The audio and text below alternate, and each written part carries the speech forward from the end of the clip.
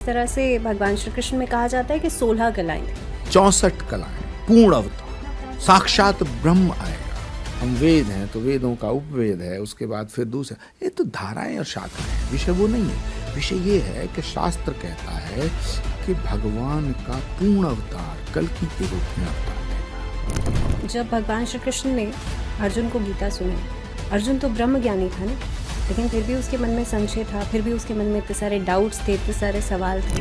रावण भी ब्रह्म ज्ञानी था। मुझसा योद्धा मुझसा पंडित पृथ्वी पे ना कोई दूजा है, अपने शीशों को काट काट शंकर को मैंने पूजा है, ये रावण कहता था। कलयुग में मंदिर ढूंढे जाते हैं मस्जिदों के नीचे, ये कब तक चलेगा? क्यों नहीं ढूंढे?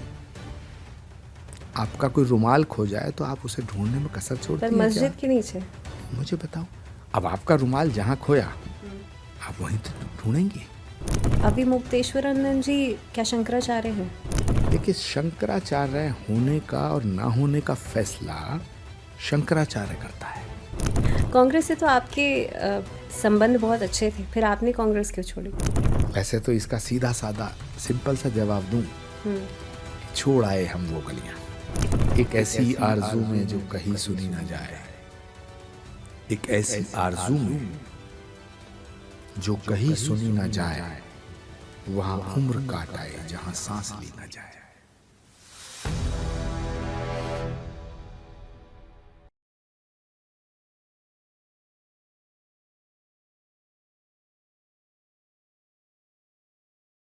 आचार्य जी, कलयुग में मंदिर ढूंढे जाते हैं मस्जिदों के नीचे, ये कब तक चलेगा? क्यों नहीं ढूंढे? आपका कोई रुमाल खो जाए तो आप उसे ढूंढने में कसर छोड़ती हैं क्या? मुझे बताओ, अब आपका रुमाल जहां खोया आप वहीं तो ढूंढेंगे। रुमाल भी खो जाए, आपका मोबाइल फोन गिर जाए कहीं तो आप इसे ढूंढेंगी। तो इसका तो मूल है, तब भी हम ढूंढेंगे। पर ऐसा हमारी तो लगातार क्यों? हमारी संस्कृति को मिटाया गया, हमारी संस्कृति का विध्वंस किया गया, हमारी आस्था पे हमला किया गया। आप क्या सोचती हैं, क्या बाबर को, मीर बाकी को, औरंगजेब को, तैमूरलंग को मस्जिद बनाने के लिए जगह की कमी थी? बहुत इंपॉर्टेंट बात कह रहा हूं। उस समय आबादी कम थी और धरती इतनी थी,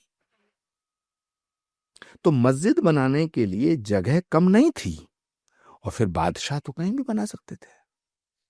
तो मंदिरों को तोड़ के मस्जिद क्यों बनाई गई?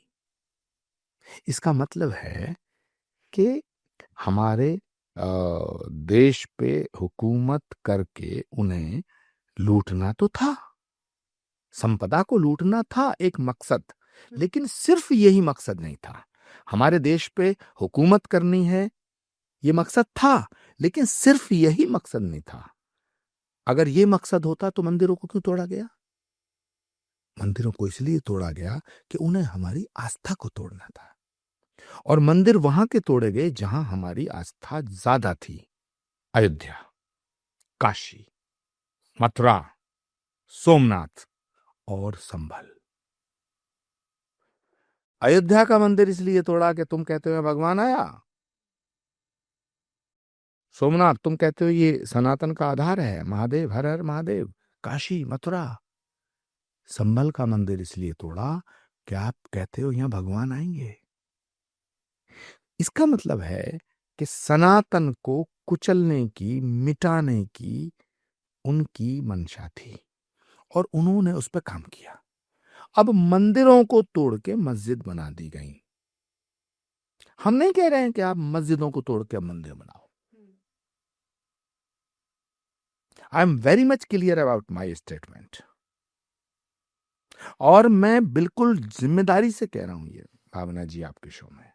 हम ये नहीं कह रहे हैं कि जहां मंदिरों को तोड़ तोड़ के ध्वस्त करके मस्जिदें बनाई, चाहे वो किसी ने बनाई, उन मस्जिदों को तोड़ दो। हम नहीं कह रहे हैं। क्यों नहीं कह रहे हैं? हम विध्वंस के पक्ष में नहीं है, हम सृजन करते हैं। सनातन विध्वंस नहीं सिखाता, सनातन सृजन सिखाता है। हमारा धर्म तो चींटी को मारने की अनुमति नहीं देता। और सनातन तो शाश्वत है। ये बिल्कुल शाश्वत है, और जो शाश्वत है वही सनातन है। हम ये नहीं कह रहे कि मस्जिदों को तोड़ो और मंदिर बना दो, लेकिन हम ये कहना चाहते हैं कि मंदिरों को तोड़ा गया, इसको एक्नॉलेज तो करो। यहां हमारी संस्कृति को नष्ट किया गया, इसकी जानकारी हमारी अगली नस्लों को तो होनी चाहिए। हमारे दादा ने, परदादा ने, हमारे पूर्वजों ने अगर कोई अच्छा काम किया है तो उसे जानने का हक है हमें।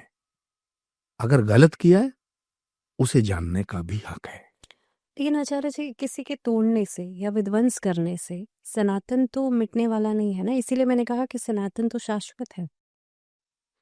हाँ, बिल्कुल शाश्वत है। अगर सनातन मिटने वाला होता तो 1000 साल में मिट जाता।